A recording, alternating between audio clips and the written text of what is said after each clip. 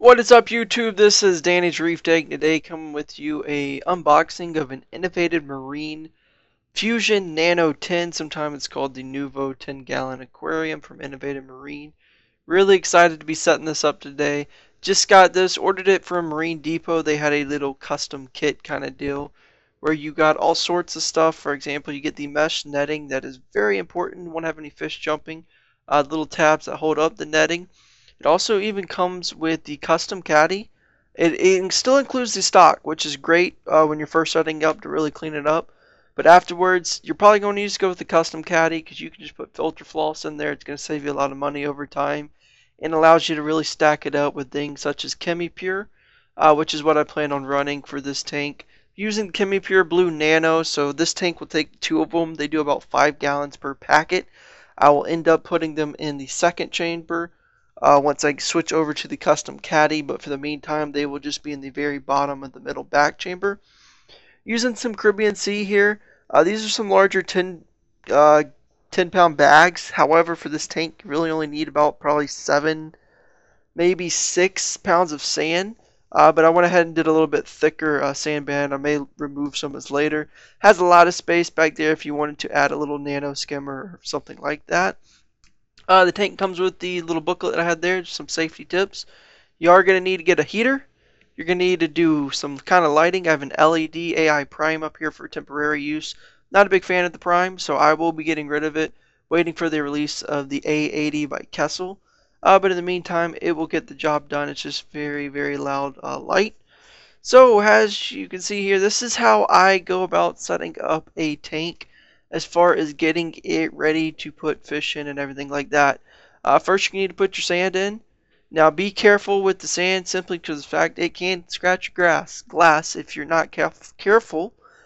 Stumbling upon all kinds of words today, and this is speeded up a little bit, guys, if you wonder why I'm moving so quick. Basically, what you want to do is basically pour it in the tank. Now, you can very gently kind of spread it out a little bit, but don't really push hard around the edges of the glass because you can scrape it. And then prior to pouring in water, what you're going to do is lay something down on the sand simply so it doesn't stir up the substrate as much. Now be careful not to splash anything on the ground.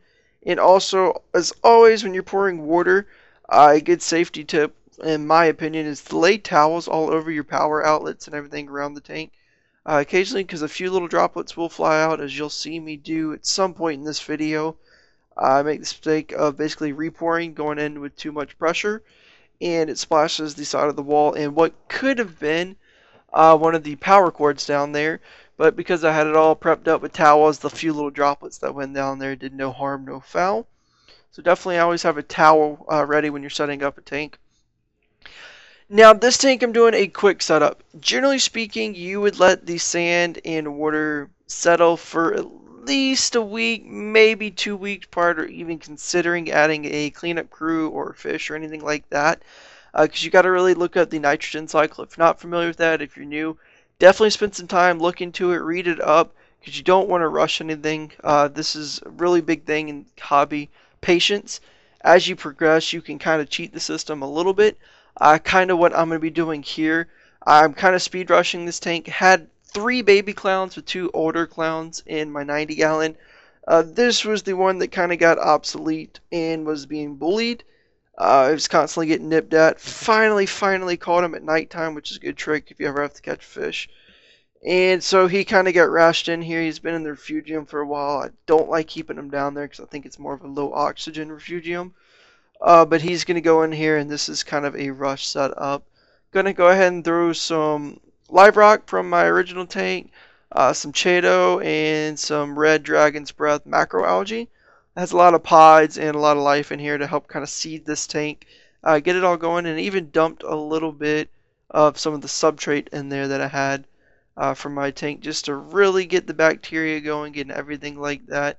Doing it a brief little escape. Not going to be keeping it long term, but definitely using it to kind of rush cycle this tank and get that clown going. Hopefully, no harm, no foul, an ammonia spike or anything like that.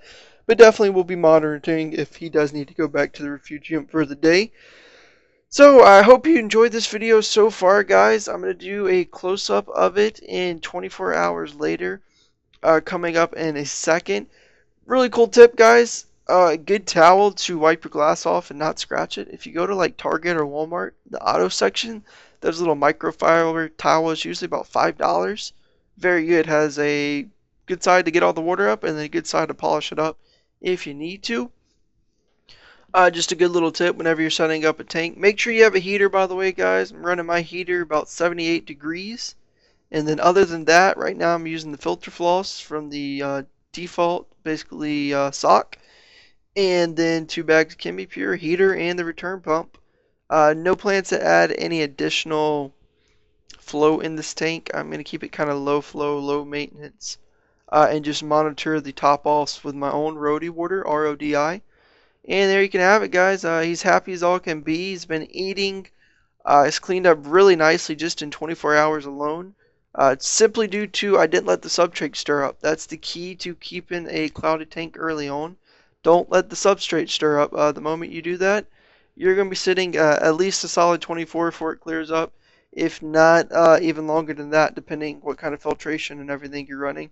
But like, comment, subscribe, guys. I got the Lagoon Fusion coming up soon, along with a lot of other great things, guys. So get those comments down and get those subscriptions in. Later, guys.